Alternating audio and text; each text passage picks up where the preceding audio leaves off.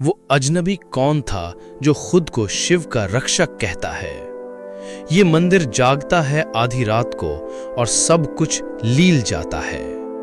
ये मंदिर बंद क्यों रहता है सावन की पूर्णिमा को? हिमालय की गोद में बसा देवगढ़ प्रकृति की शांति और रहस्य से लिपटा एक छोटा सा गांव था। यहाँ की हवाओं में भक्ति की खुशबू थी और सावन का महीना आते ही पूरा गांव हरियाली की ओढ़नी ओढ़ लेता। परंपरा के अनुसार हर साल सावन की पूर्णिमा की रात को शिव मंदिर में एक विशेष मध्यरात्रि पूजा होती थी, जिसे पूरे गांव का सबसे पवित्र अवसर माना जाता था। गौरिका दिल्ली में पढ़ाई कर रही थी, लेकिन इस बार सावन में उसका मन अजीब तरह से बेचैन हो उठा। वर्षों बाद एक आंतरिक पुकार उसे खींच लाई।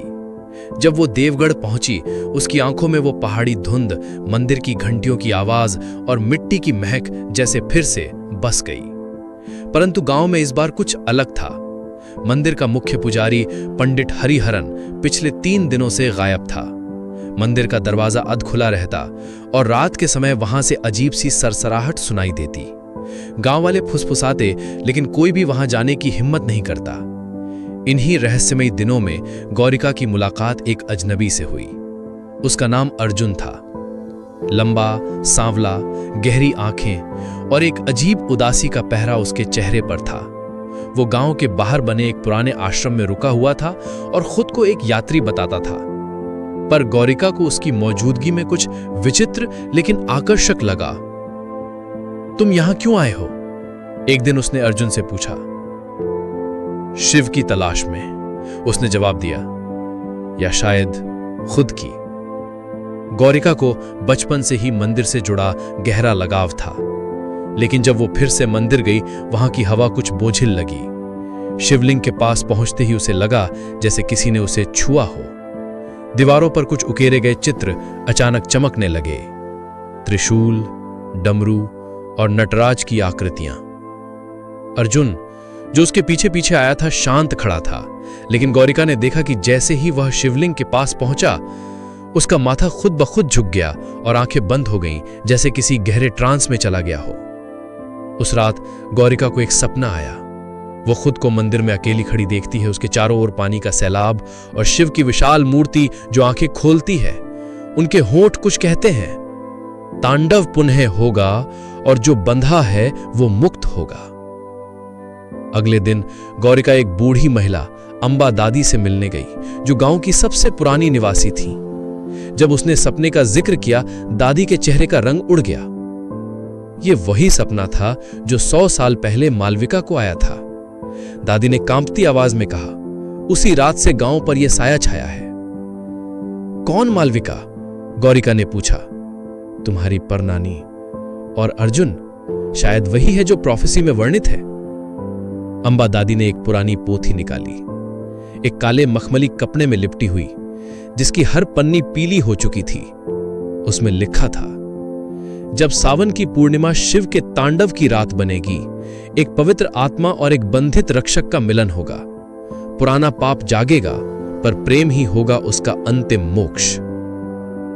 गौरिका और अर्जुन दोनों की किस्मतें अब मंदिर की आत्मा से जुड़ चुकी थीं। जैसे जैसे पूर्णिमा की रात नजदीक आई, मंदिर में अजीब घटनाएं बढ़ने लगीं। एक रात गौरिका को मंदिर की सीढ़ियों पर पंडित हरिहरन दिखे, लेकिन उनकी चाल मानवीय नहीं थी, जैसे कोई कठपुतली चल रही हो। अर्जुन ने उसे रोका। वो अब वहीं नहीं रहा। अर्जुन ने खुलासा किया कि उसका जन्म यहीं हुआ था, लेकिन उसके माता पिता की मृत्यु एक रहस्यमयी आग में हो गई थी। तभी से वह भटकता रहा, जब तक उसे अपने सपनों में शिव की आकृति ने नहीं बुलाया। मैं बंधा हूं, पर शायद तुम्हारा साथ मुझे मुक्त कर सके। जब रात आई, मंदिर पूरी तरह बिजली से चमक उठा। बारिश की बूंदें मानो मंत्रों का संगीत बन गई थीं। अर्जुन और गौरिका मंदिर पहुंचे तो वहां शिवलिंग के चारों ओर एक दिव्य प्रकाश फैला हुआ था। जैसे ही अर्जुन ने शिवलिंग को छुआ, जमीन कांप उठी। गौरिका ने देखा, अर्जुन का शरीर चमकने लगा और एक पुराना चक्र उसके चारों ओर घूमने लगा, नटराज का चक्र। एक छाया जो शायद गांव पर वर्षों से छाई हुई थी, मंदिर से निकली और अर्जुन की ओर बढ़ी। लेकिन गौरिका ने उसकी आंखों में देखा डर नहीं, बल्कि प्रेम। उसने उसका हाथ थामा और मंत्र बोलने लगी जो दादी ने उसे सिखाए थे। जैसे ही अंतिम मंत्र बोला गया वो शाया भस्म हो गई।